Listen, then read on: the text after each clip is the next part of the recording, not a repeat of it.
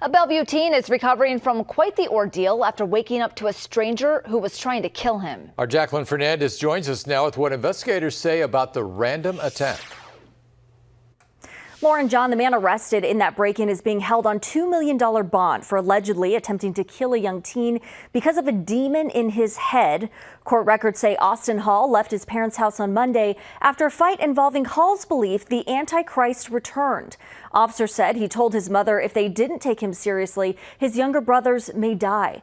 Hall then broke into the former home of his childhood friend, where he saw a teen playing a video game. He thought the boy was his old friend and told officers he intended to kill him, even though that friend never wronged him in any way. Hall then waited 30 minutes until the lights went off, telling officers he was waiting for his time to attack.